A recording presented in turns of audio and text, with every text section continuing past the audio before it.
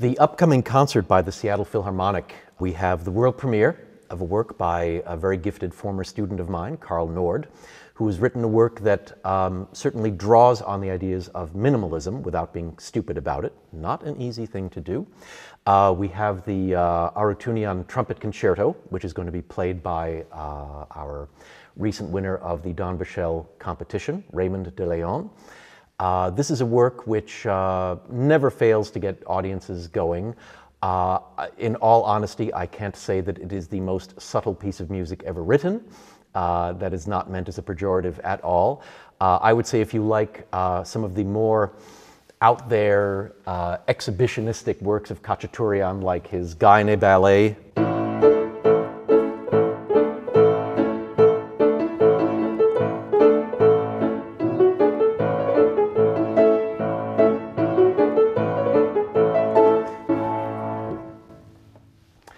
then you will absolutely love the Arutunian. It's big, romantic, tuneful, great vehicle for the trumpet. Raymond is an exceptional player. You'll love it. It will bring the house down. We are going to be devoting the entire second half of the concert to music by Jan Sibelius. Still something of a controversial figure in that during his day he was lionized. There were some people who went so far as to say that he was the greatest composer of symphonies since Beethoven. After he stopped composing, which is not to say after he died, because there was a great gap of nearly 30 years between the time that he stopped composing and he died. He lived to the ripe old age of 92. A tremendous backlash set in, and suddenly people were jumping all over themselves, condemning him for being so backward, for having clung to his romantic musical ideals long after the works of Stravinsky and Schoenberg had entered the repertoire. And there was one composer, René Leibowitz, who went so far as to write an essay called Sibelius, the worst composer in the world, and used against him the fact that he still wrote in a very tonal language. I think that does a great disservice to Sibelius, who certainly came out of a very romantic tradition, but nonetheless composed works which are incredibly modern. The First Symphony is really the only really traditional one that he wrote. It's in 4 movements, very clearly delineated. First movement with a slow introduction and a faster main body, a beautiful slow movement, a scherzo, and a finale, also with a slow introduction that makes its way through mostly a fastish body. Anybody who's heard the First Symphony invariably thinks back very fondly to its scherzo. That's the one that people remember, even if they don't remember the other 3 movements. I'm going to try and make something of it. It starts.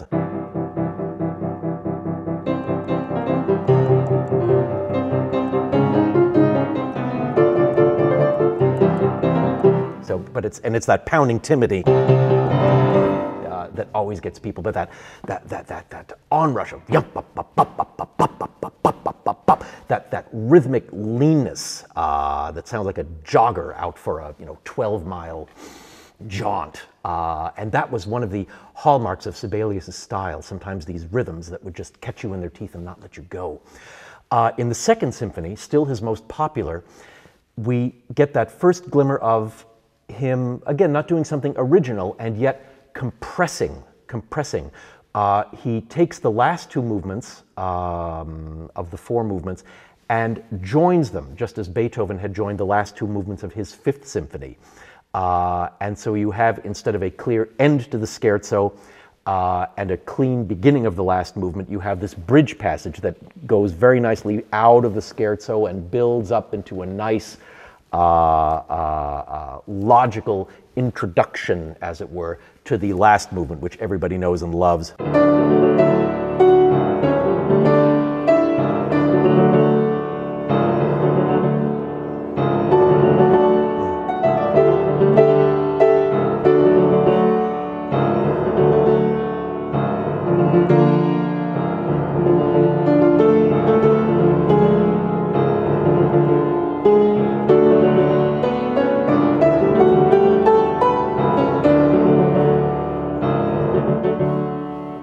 And considering that Sibelius had a well-documented dispute, albeit a respectful one, with Mahler about what a symphony should be, Mahler said every symphony should be a whole big vast world, and Sibelius said no, no, no, a symphony should be tightly constructed and have nothing of the circus about it. Nonetheless, the very end of the Second Symphony kind of out-Mahlers Mahler in terms of its hugeness and in terms of being almost this great prayer, this great romantic prayer.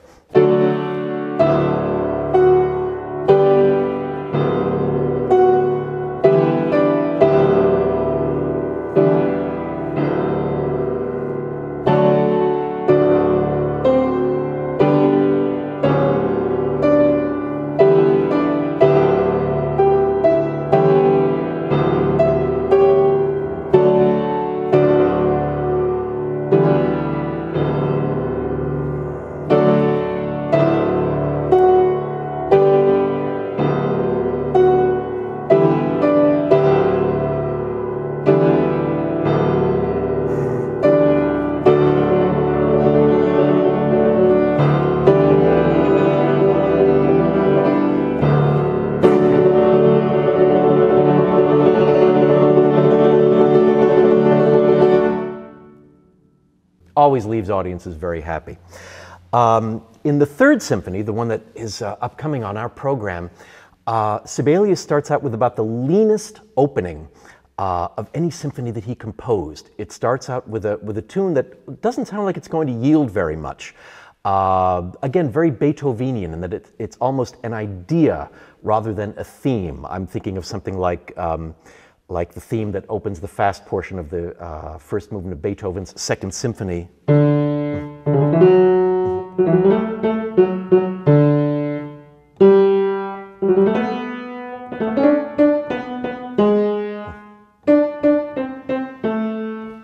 Okay, and of course, being Beethoven, he does miraculous things with it. Well, similarly, Sibelius, at the head of his Third Symphony, presents something down in the cello bass, which sounds respectable and okay. He kind of has to prove himself, and prove himself he does. This is how it starts.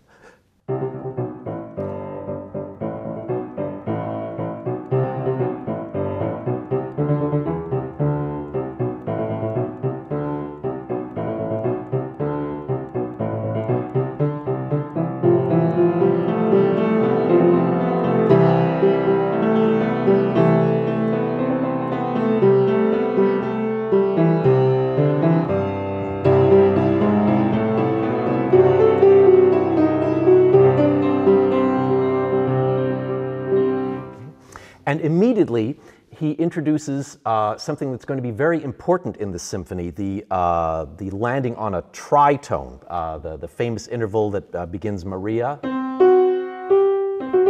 And when he gets to here,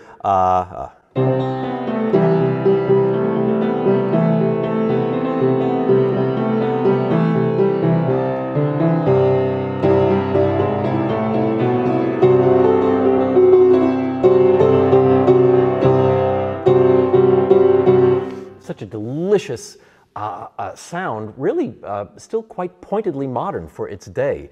And that interval is going to play a large part in this symphony, especially in the last one when the horns keep insisting on it as part of the fabric. We then get these very folksy melodies in the winds and the violins, always supported by this bare fifth somewhere in the string section and the horns, so it almost has a bagpipey feeling.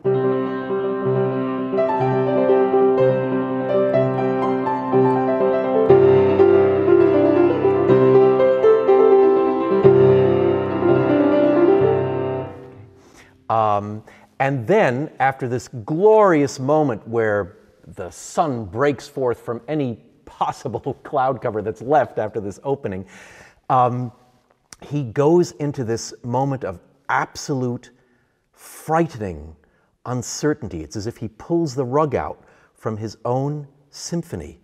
And we suddenly get this moment. It was great at the first rehearsal because it's all in 4/4, and the orchestra had their parts before them, and they were following the beat.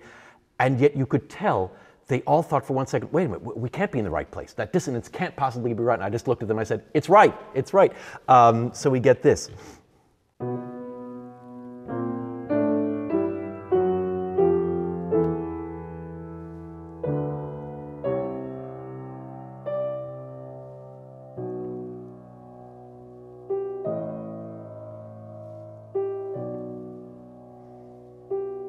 flute comes in and gradually leads us back to sanity.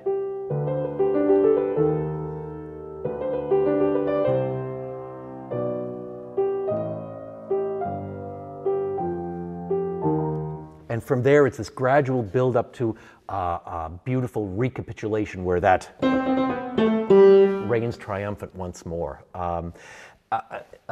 Invariably, whenever we immerse ourselves in a work like this, especially a rare one, for some reason this and the Sibelius Sixth are the two symphonies of his which are performed the least of his seven. Don't know why.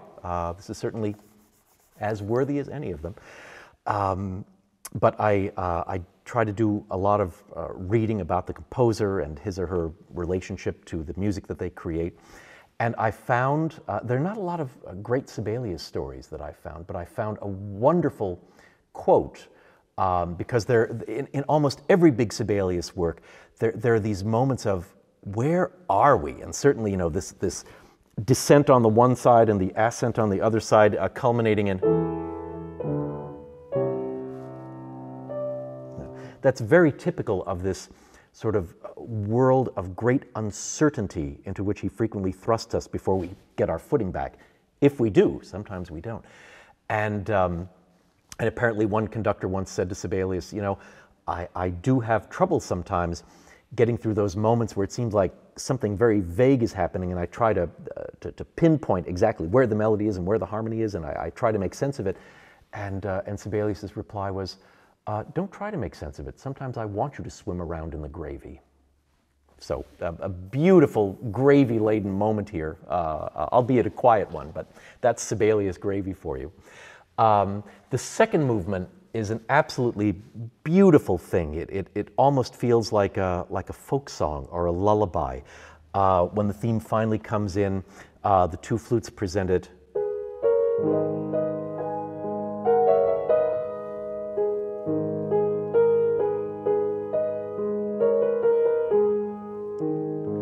I'm riffing on it a bit.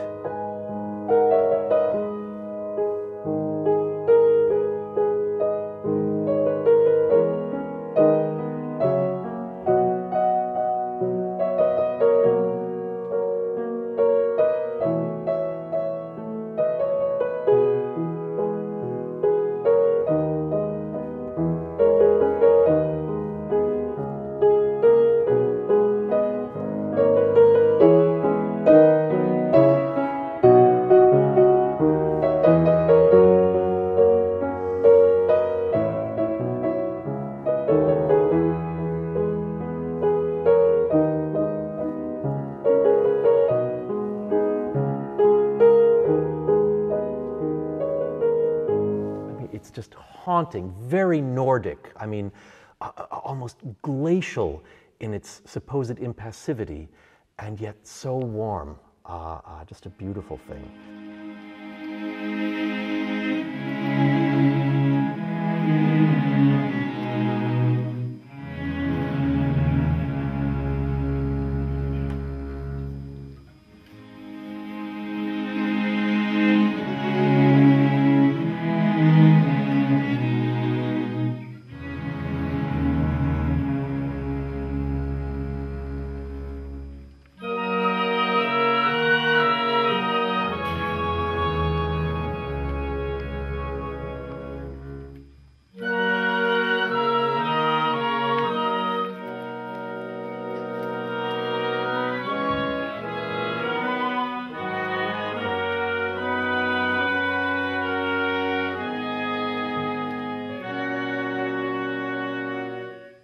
And then the finale, Sibelius, without drawing a clear line between them, sort of mashes and lumps together a scherzo and a finale. In some ways, it's like the finale of Beethoven's Ninth, where Beethoven recalls little snippets from the first three movements before finally setting a course and duly going at the finale. At the beginning of this last movement that serves double duty as scherzo and finale, there are little recollections, particularly from the slow movement before he finally says, okay, last movement, full force. and he keeps writing in the score, sempre energico, more energy. I don't think he necessarily means more speed. He's just asking the orchestra to give more and more and more, the way you do when you're approaching the finish line in a race. And you're not necessarily going for more speed, but you know if you put your whole body into it, it's going to give you more force to get to that finish line. And that's very much the spirit of this finale. For those of you who are curious, by all means, explore the symphonies that follow this, because Sibelius was doing ever more interesting things with symphonic structure. My favorite one that I only discovered after I'd fallen in love with a piece and eventually got my way to the score is in the Fifth Symphony, which is in E-flat major. And after several minutes of swimming around in one of the thickest symphonic gravies that he ever composed, he finally gets to this explosion of color and majesty in B major. So the home key of the symphony is here. He now is going to here. So the only note they have in common is this E flat, which becomes the third degree of the B major chord. So related, but definitely a distant cousin. So after this introductory material that really takes a wrong turn and leaves you wondering if you're ever going to find footing again, he goes into this very magisterial section.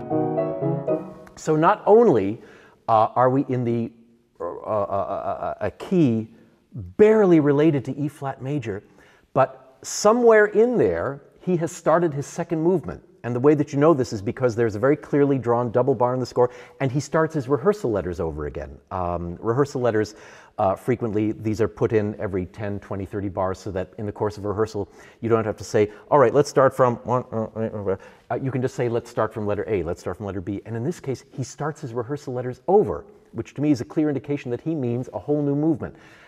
Now, so we're in the wrong key, and not only are we in the wrong key, but he starts the second movement in the middle of this supposedly transitional passage, not even in the B major that he's led us into, but in the what's called the 5 of B major, the dominant. So not even here, but so I'll show you where the second movement of Sibelius's Fifth starts. This is so cool.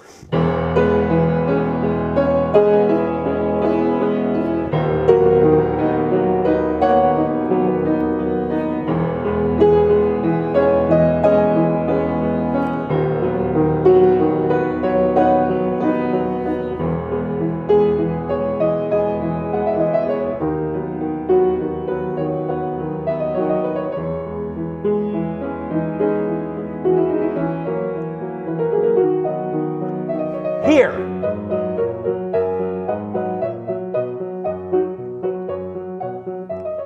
So what is the beginning of the second movement doing there? I'm not entirely sure I know. It feels right instinctively. It may not make perfect sense, but perhaps that's just another grand Sibelius recipe for one of those gravies that we mere mortals will never understand.